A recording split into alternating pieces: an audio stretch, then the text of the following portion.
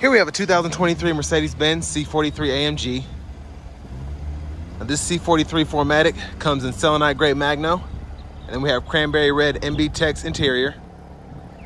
And the powertrain on this C43 consists of a 3-liter twin turbocharged V6 engine, and that's going to be mated to a 9-speed automatic transmission. And this one just has a little under 9,000 miles on it, so still pretty new. Coming around to the front end here, we do get our LED headlamps along with LED daytime running lights, and love the look. Just looks great. And this matte gray here still has held up pretty nicely, even though it's pretty low slung and it's easy to get rock chips, but still looks fantastic. And as we come around to the side here, we do get these 19-inch aluminum wheels. And again, can't say enough about the selenite gray magno. It's just a fantastic look. Pretty much on all Mercedes-Benzes. But to the door panel here, we do have memory seat function, and to do that, just hit that and then hold the setting you want to set it to. You have 3 options there. And then we do have a power headrest, power seat back, power seat bottom, and we also get power thigh support as well. And then we get 4-way power lumbar, and the controls for that are right there. 3-stage heated front seats, and then power door lock controls there. 1-touch automatic up and down windows on both doors, and then power mirror controls are here. We can just pick a side and adjust using the dial. And then we do have power folding mirrors as well, and those have blind spot monitors on this one. But love the trim. Everything feels nice to the touch, even the plastic part down here. With bottle holders here, and then we do get a power boot, so we can open and close that from the front. So you just tap it up and then hold it down to close it. Parking sensors toggles here, and then seatbelt tightener there. Headlamp controls, brightness for the gauge cluster, electronic parking brake, push in to engage, and then pull up to disengage. And we do have a power tilt telescope steering wheel. Sorry about the wind, but here we'll pop the hood for later. And again, love this cranberry red, just a fantastic look in my opinion.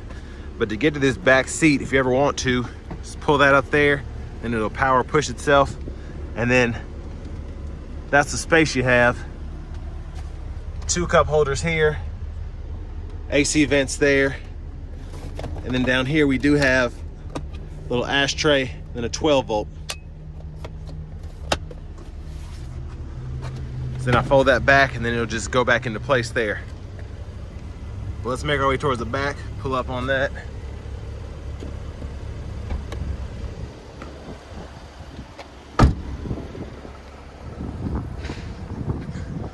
So there's a trunk space there. Pretty good size, honestly, for this kind of vehicle. And I like the netted pocket on the side there. We can push that up and down, whether we want to do it on one side or both sides. Then we can hang a couple bags here, and then if you want to fold that rear seat down, pull up right there.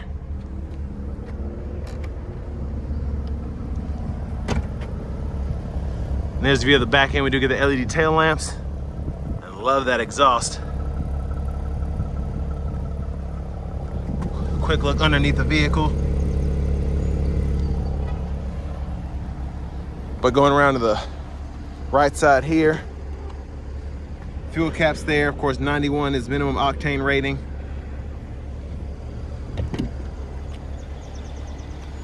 And then coming to the front passenger side, I'm just gonna lift that up and show you all how the seat folds down.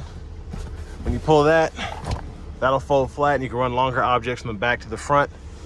And you do get 2 top tethers up there.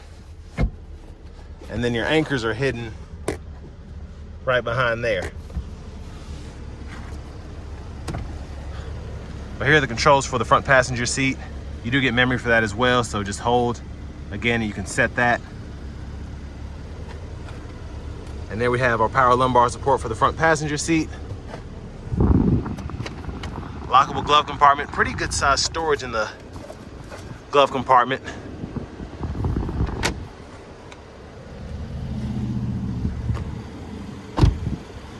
But let's come back around to the front and look underneath the hood. And it's mostly covered up, but there's that 3-liter bi-turbo V6.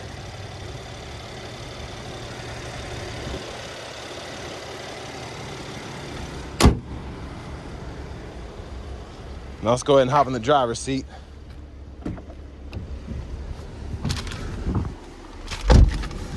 So I love the Alcantara leather combo here, especially with that flat bottom look. It looks fantastic. Can't wait to put it to the test when we go on the test drive. I'm gonna cut the fan speed down here, and then home page. Before I get to the actual radio, these are your controls here, so you can use the knob there, and then volume controls are there, so you can toggle up, click for mute, and then basically power the system down, click that, and then you can toggle the volume down that way.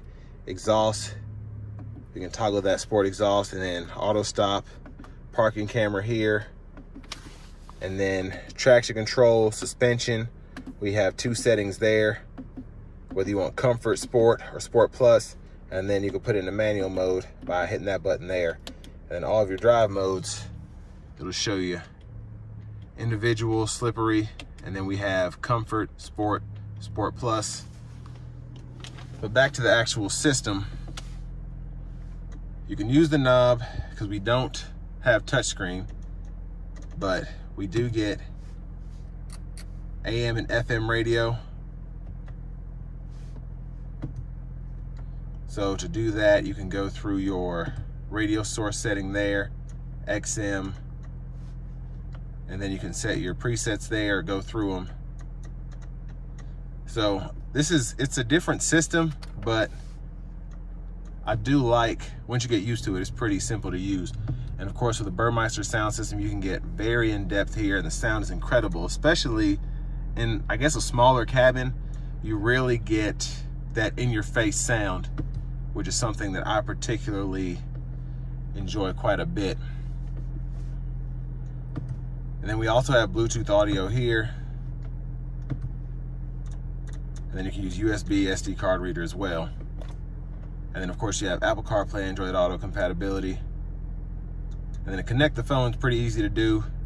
Just connect a new device and search from your device, and then that way you can just find it there. And then vehicle settings are in here, so you can toggle your individual configurations, driver assistance, and there's consumption there. And then we do get ambient lighting, so you can change the color and all of that there. Daytime running lights, you can toggle those. Of course, with it being a Benz, there's a bunch of stuff that you can do that you wouldn't really think about. And then time and date, go through that there. Language, go through that there. Several different options for that as well. And then your units, you can toggle that between kilometers and miles.